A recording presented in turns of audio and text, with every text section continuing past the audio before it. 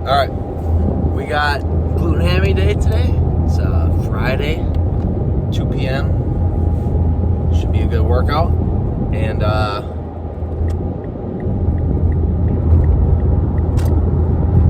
yeah, let's talk about the lift today instead of some random stuff outside of training. I guess I'll go over the workout, explain a little bit about it, and then we'll go from there. So we have 4 movements total. Probably a type of RDL, probably 2 different types of hamstring curls, and then a 45-degree Nordic curl, and then do calves and abs. So as you can see from the amount of volume I'm doing just from today, which is why I have my leg days split up into a quad day and a gluten hammy day. Push, pull legs, pull legs, rest, push, pull legs, rest. But each of the push days, pull days, leg days is variant in either the target, not target muscle, the focused muscle for that day, or just overall it's a different leg day. A couple reasons. One, today's workout is already going to be like an hour and a half, only hitting gluten hammies. And another reason is, at least for me, quads specifically, it can be 5 days after I hit them, and if it was a good quad day, they're going to be sore as hell for a week straight. So I don't mind only hitting quads once every like 8 days, as long as I just get a little bit more volume on that quad day. For example, like Plots, he would have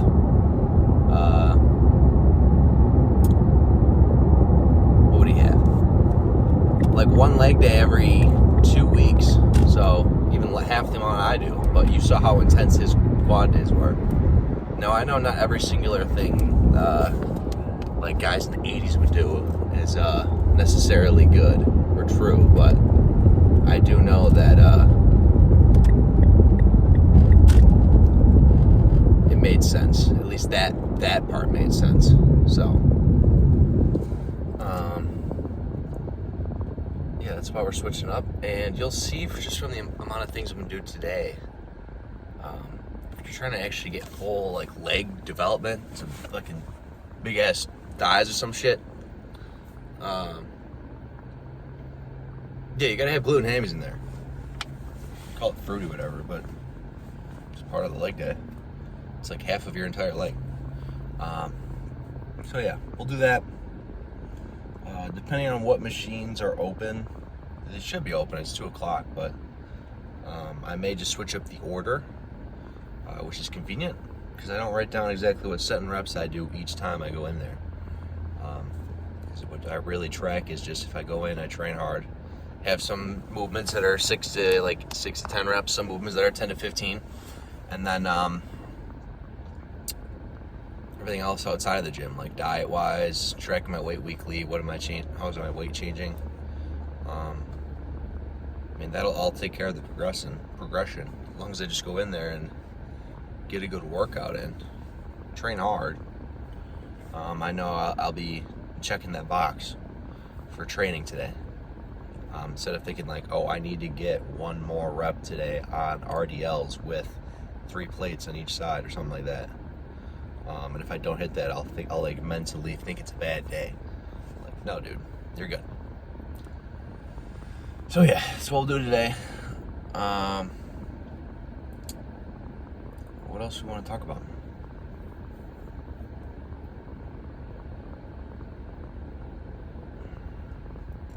I don't know. I know yesterday I was given advice on how to make a bulk easier, how to make a cut easier on the diet side of things.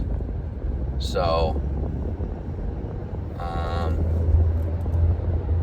if you want to know about those, I know yesterday's car talk to the gym was about the bulk. On the way home was about the cut.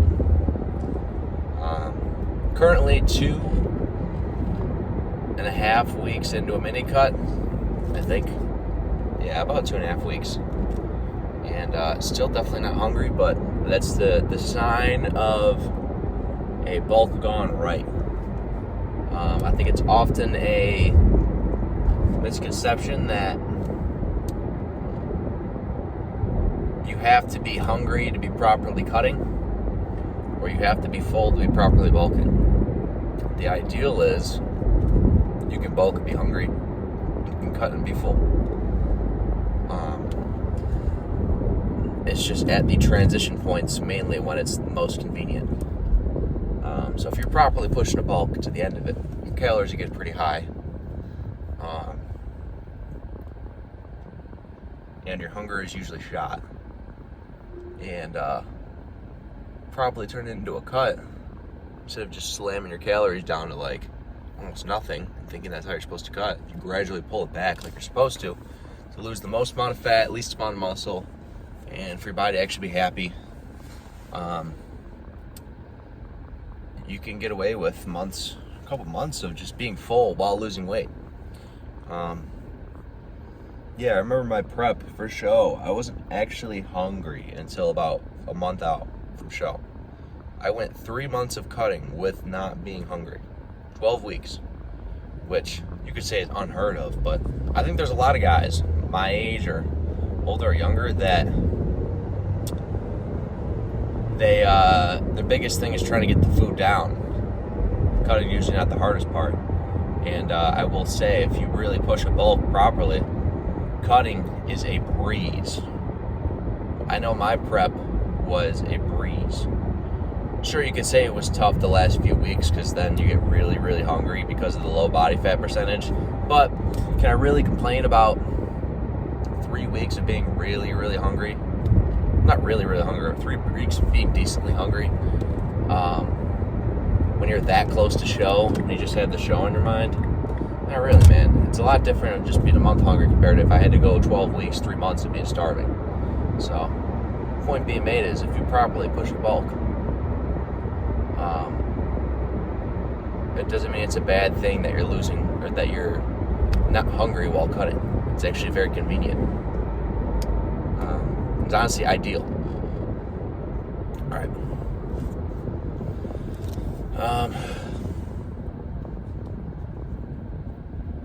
How do I want to?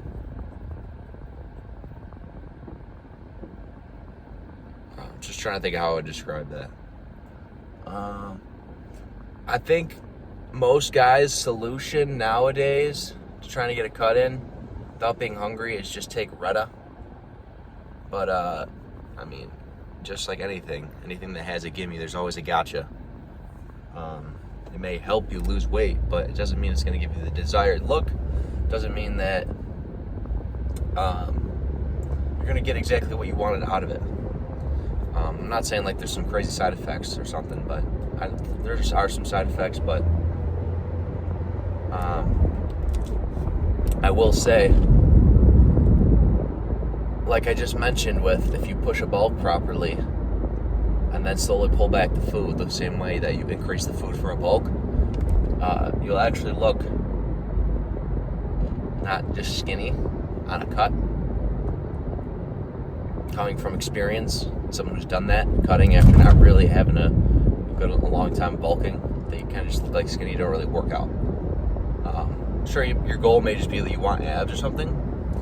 That's fine, but I will say the stuff that you learn from properly pushing a bulk, diet-wise, can help you on a cut to get actually the desired look you want. Because if you just start taking like Retta to just make yourself not hungry on a cut,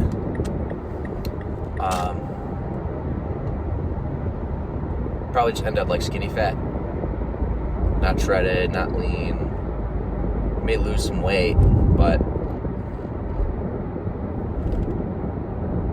I mean, I think most guys have been there, just the skinny fat look. So it's not some magic thing taking Retta. I don't know. It's a hard pill for many people to swallow, that there is no really shortcut to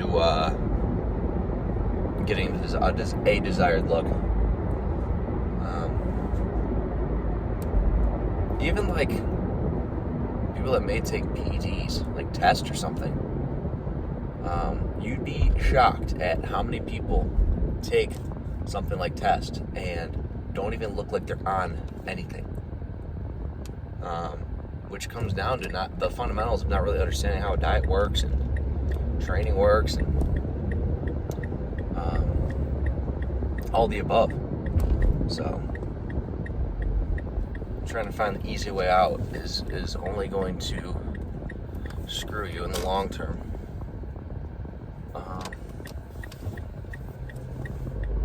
Yeah, dude, you may see one guy that you like blows up on, I don't know, like social media. Like if you want to look at like genetic anomaly, see someone that blows up like that, but you don't see the 1,000 other guys the exact same age as him who took the exact same stuff as him, but don't know anything about diet and training, and they're all screwed up mentally.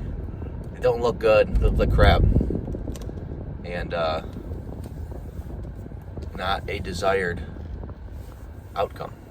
But you only see the one that is the desired outcome because, well, he's the one you see on social media. Yeah, I thought I'd mention it because wanted to bring up a few things I know a lot of guys my age think about or consider or find as a solution. Like I just had one of my buddies, I made like a TikTok talking about Retta, and he texted me, he's like, "Are you on Retta?" I was like, "No, I'm just making a video about it, saying how just because you take it doesn't mean you're gonna look how you want. Like there's no just like random, or not random, just some easy solution to your problems other than the hard work to it." He's like, "Oh, well, I'm on Reddit." I'm like, "All right, cool, whatever." But yeah, I mean, that goes for everything in life. I guess we turned this into a life lesson car talk again. All right, well, plan is to start off with 45-degree Nordic curl if it's open. Sorry, my back is fucking sweating right now. It's like 85 out. Start with that. Do some RDLs. I just like doing that order because doing the Nordic curls, it is tough to get like more than like 6 to 8. So if I do it at the end of a workout, I'm probably gonna get like 4. So we'll start with them. RDLs always like throwing it earlier. I'll just do two different types of hamstring curls. I could do like a hip thrust or something. Setting up the camera for the hip thrust is kind of a pain in the butt. Just because it's either get one angle, which is like in the middle of the hallway, not the hallway, like the walkway. I try to be like a little respectful with at least some of the camera angles I get. And also, if I try to change up the camera angles with hip thrust, it kind of gets a little fruity. So, just depends on where. I mean, like if I'm at my coach's gym, it's easy enough to record that. But if you're wondering why I'm throwing in 2 different types of hamstring curls, you could say that's why. Also, I'm just not overly concerned about the exact movements. It's just about the total volume. Like I'll probably mention that while I'm in there. I could do like 8 sets of the same hamstring curl and get the same result as me doing 2 different types of hamstring curls. It's just for the enjoyment of going in there and switching out the machine. So yeah, I guess it's just the most explaining I can get out of this before I go in there. Calves, I do it each of the leg days. I just do calves at the end, and then abs is every other day. So, all right, see you guys in there.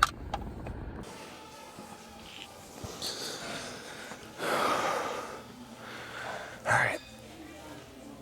Okay.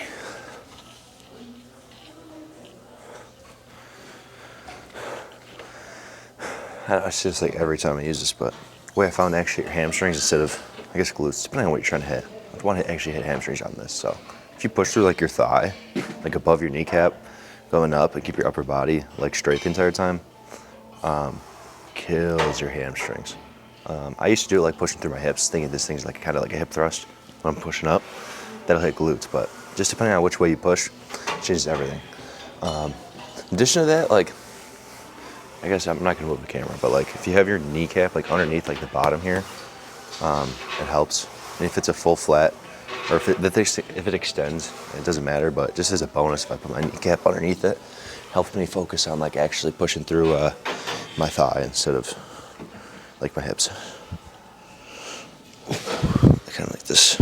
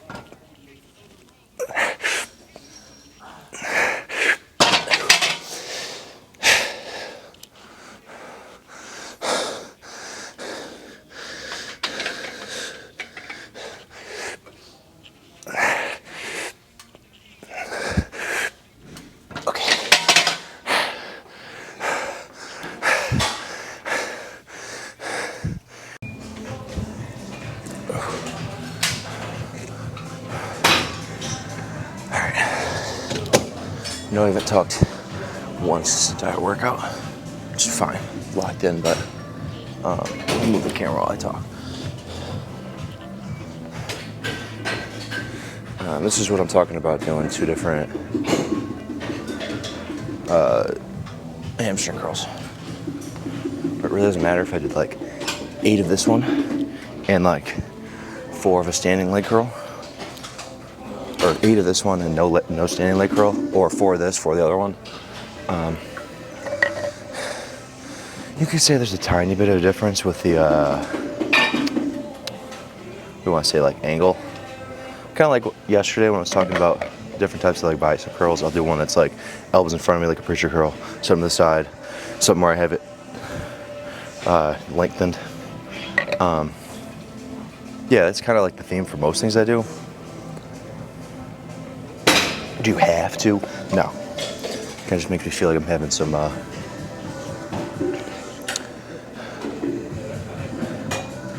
don't know, structure in my workout. Makes me feel better about my workout, I guess. If I came in here, I did like 8 RDLs on the machine, you just saw it, 8 on this. Pretty similar outcome after doing it for a year, between this lift I'm doing now and the one I just mentioned. So it's for enjoyment, the enjoyment side of it. All right.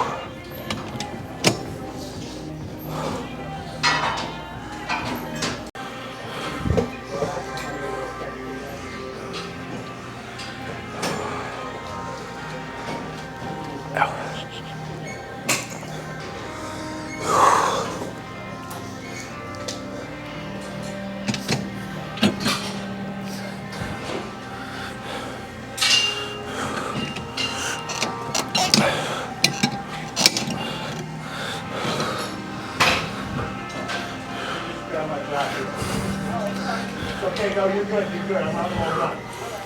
Here, take this back.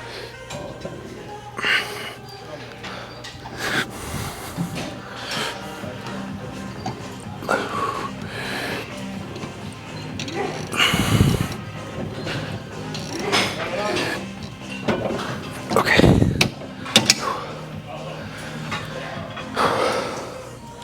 All right, one more of this and we'll move on. Okay.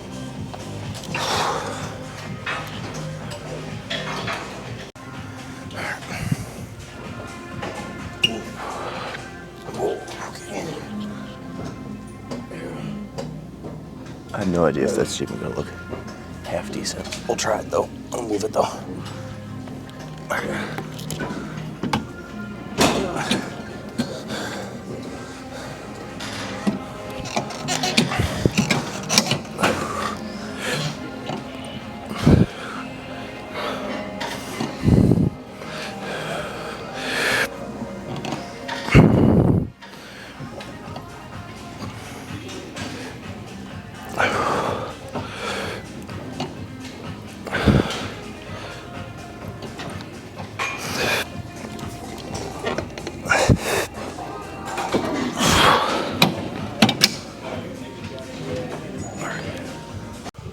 All right, well, I guess it's super dark anyways. Hamster curl I wanted to use is broken, so I guess we're gonna do what I said before, is crank out some hip thrusts instead. Not the end of the world, let's do something else. As long as I get the volume in for glute and hammies. Yeah, I guess this is as much as I have to explain. I'm not moving the camera though. It's the only camera angle I can possibly get without making this shit weird.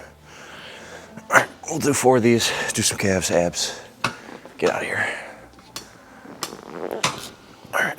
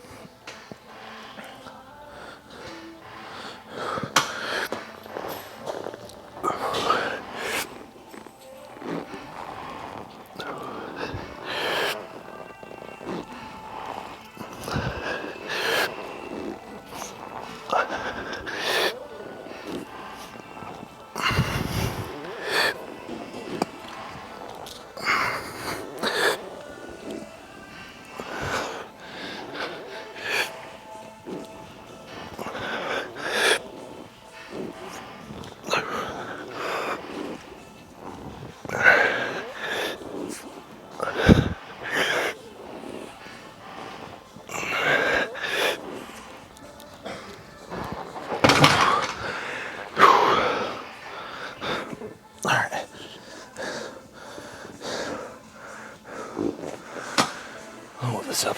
I guess I can talk a little bit and talk the entire lift. All right.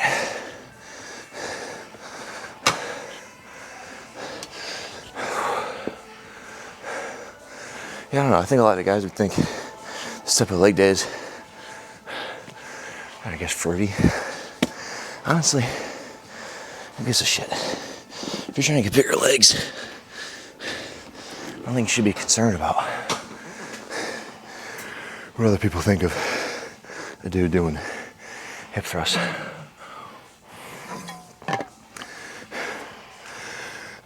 I mentioned that because one of my buddies I've worked out with in the past,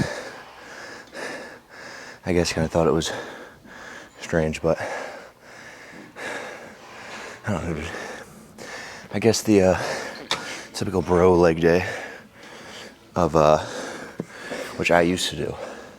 I guess an actual bro leg day is no leg days, but typical bro leg day is like squat, barbell squat, quad extension, hamstring curl, maybe calves, and call it a day. I probably did that for like, gosh, however long I was, probably 2 to 3 years, if I had to give a rough estimate. And don't get me wrong, it works, but like, forever? Absolutely not. If you think about it, you're doing 3 sets for your hamstrings and glutes. I mean, I guess squats you can call as well, but for the amount to actually get enough to grow after working out for a few years, yeah, definitely not. But That's why throwing like this type of gluten day, actually gets enough. Yeah, man, imagine doing all this and then throwing in like hack squat, quad extensions, leg press. Being here for 3 hours, and also I'd have zero energy to hit quads. Even if I had like some intra-workout shake, or intra-workout like carbs or some shit. I don't know. Maybe if you're like gonna travel or something and you're a pro bodybuilder and you're gonna have a day where you absolutely can't train, you'd like hit a double day, then maybe you'd bring something like that, but most people don't need to be doing that shit. All right, I'm gonna do the next set.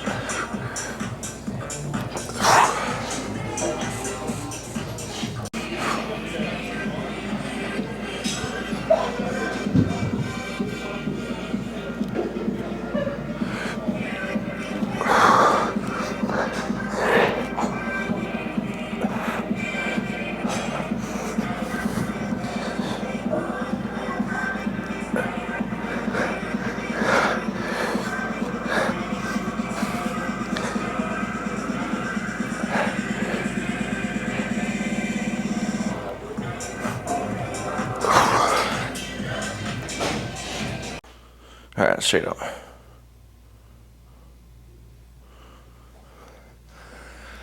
Holy crap. I think I woke up like 218-ish. I don't know, peak bulk I was, I guess technically 223, but I dropped like 3 pounds the first week of the cut, maybe just water weight. So realistically, pound a week. Probably lost about 2 pounds of fat already, which is pretty freaking quick. I can definitely notice too, but yeah, dude, I'm eating 4,600 calories right now, 45 maybe, and I'm losing fat. That's how it works when you actually have a good bulk going into a cut and you do it the right way. All right, let's take this off.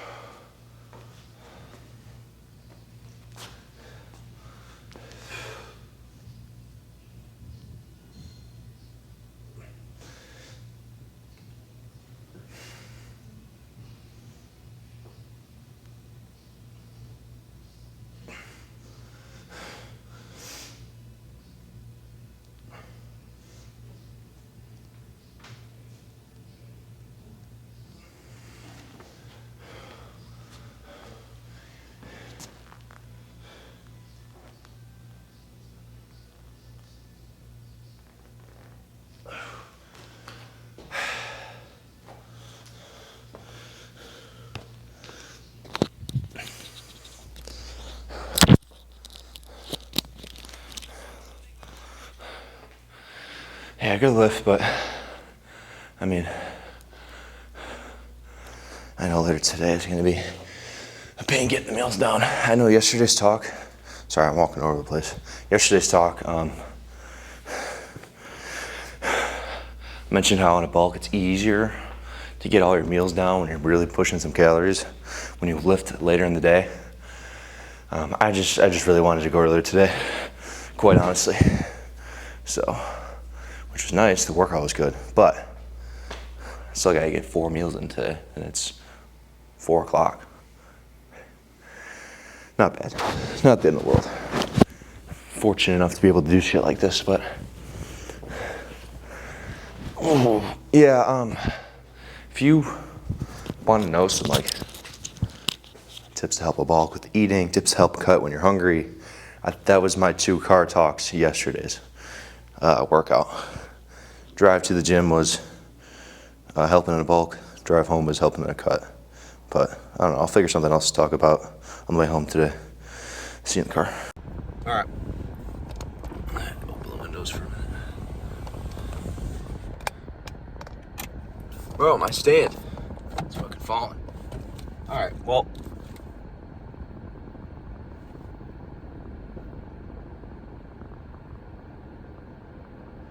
Yes. What do you want to talk about? Oh. I don't know. I feel like I talked mainly about training today. I don't think there's much more for me to talk about there. So I guess either diet side or, I don't know, lifestyle side.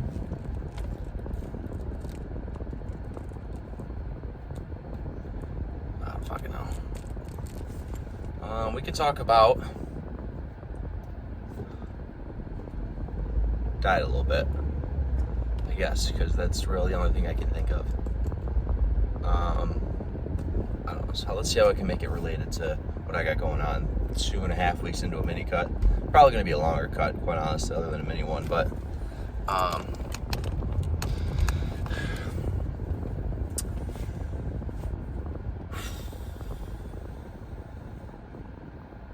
yeah, I was talking about that on the way here about that you don't have to be hungry to be progressing on a cut.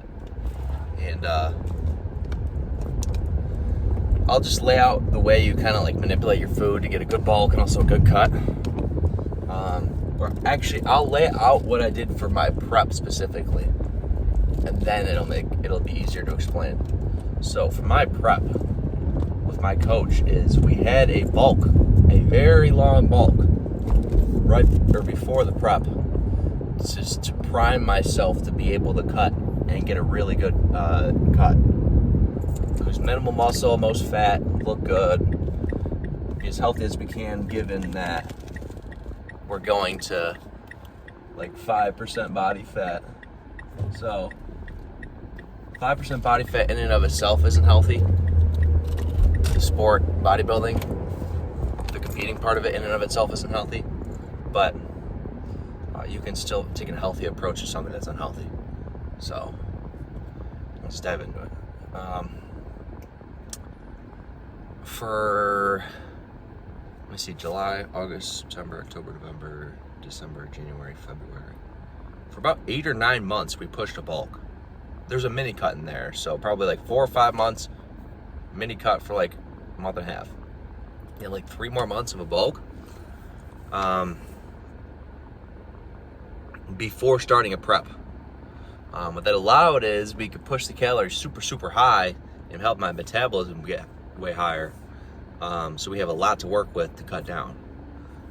So I started probably that bulk at like 3,500, pushed it up to 5,500, which is a big jump, even though it sounds like only 2,000 calories, but over a period of time, that's a lot. I don't know, you push it like, 300 to 500 calories more once every few weeks-ish, or maybe like 150 a week-ish, just depending on how my weight's changing. And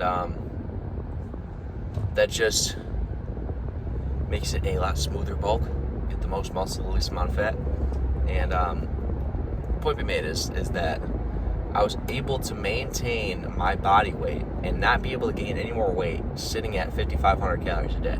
So by definition, if I'm eating 5,500 a day, every day, for like 2 weeks, and my body weight stay the exact same, how many calories am I burning in a day? 5,500. Because I'm not gaining any weight and not losing any weight. So I'm maintaining, which means that my calories in is equaling my calories out. To keep it super simple. I know there's a bunch of technicals and shit, but just to keep it super simple, 5,500. It happened from pushing the bulk and have my body adapt to it. So now, when we're gonna cut, guess what we can do to start our cut? We don't drop to 2,500, because if our baseline right now is 5,500, we only want to drop like a pound or so a week. Drop it like 500 calories. So I'm eating 5,000 calories and I am losing fat. Yeah, it's tough to understand, but once you actually go through it, it's like, holy shit, this is crazy. And then you're losing fat and you're full while cutting at 5,000 calories. And then once your weight level's off, you drop a little bit more, like 4,500, drop a little bit more, 4K, drop a little bit more, 3,500. That's like 5 separate drops that are each like a month, almost a month-long difference between each other. To go through an entire prep, and I was able to eat 3,000 calories going into show. And that comes from pushing a bulk before a cut. And I don't mention that just in a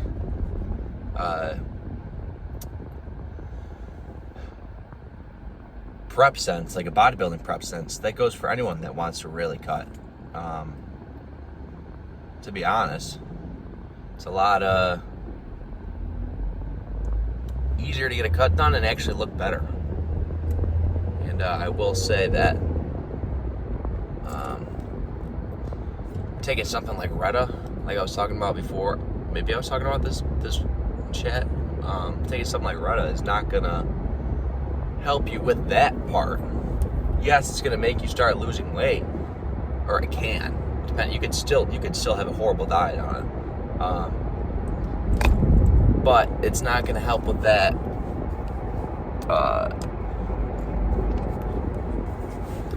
Pushing the bulk before a cut, to have more muscle mass, to have a better looking physique, to be able to push it longer, to be able to get that much leaner, because it'll help a little bit for sure, but I don't know, at some point your training suffers. Like, if you take Retta, it changes how well your body, or it changes the speed at, sorry, I'm trying to hit the glare. It changes the speed at which your body uses the carbs into your bloodstream. Inhibits your workouts. Making yourself barely eat anything if you're like super not hungry on it. That can inhibit your workouts. But the point being made is, it's another way, or it's a way without having to just use drugs to go through a cut and not be hungry. Is exactly how I just laid out, of how you're able to eat like 5K and lose fat and not be hungry. And now, by no means you had to push to 5K or 5,500 exactly. That was just relative to when my body was like tapping out, as in like it was ready to lose some weight and stop eating this much. Was we were able to push it that far. You, it may be 6K, it may be 4,500, it may be 4K. Unlikely, you could probably push more, but yeah, it varies. It just depends on how your body's responding. And it's just being able to give yourself some wiggle room to cut, and not cut with like 1,500 calories, because by no means is that going to be healthy for you. Which is why people throw in more cardio and do what I just said about pushing their food for like a prep, is because there is a, sorry, I gotta just slow down. There's a limit to how much you can drop your food, right? I mean, we all know you can't just have no food, but they can't be like 1,500, 1,200, or like once you get below like 2K, you're kind of pushing it, because there are a lot of metabolic processes in your body. Without making this a biochemistry lecture, there's a lot of processes that come from the protein, the fats, the carbs, and it needs a sufficient amount to be able to function properly with some of the reactions that happen in your body, like the chemical reactions. Some come from the protein, some come from the fat, some come from the carbs, and there is a bare minimum for the functioning of it. And it's not that you're losing weight, it's the fact of just having that bare minimum. And I'd say if you're pushing your cut below like 1,800 is when it's starting to get like, all right, this is getting a little too low. So hopefully that made sense. Yeah, I will be sitting in traffic for the next half hour, but I'm gonna call it there. I think that was a good talk for today. Tomorrow we got a rest day. We got shoulders, then back, then quads, then rest, then chest, then buys, then hamstrings, then rest, then shoulders, then back, then quads, then rest. Repeat. What is this, episode 81? 19 more days till I hit the goal. We'll still film these after that, but just gotta keep at it. All right, appreciate y'all watching. Peace.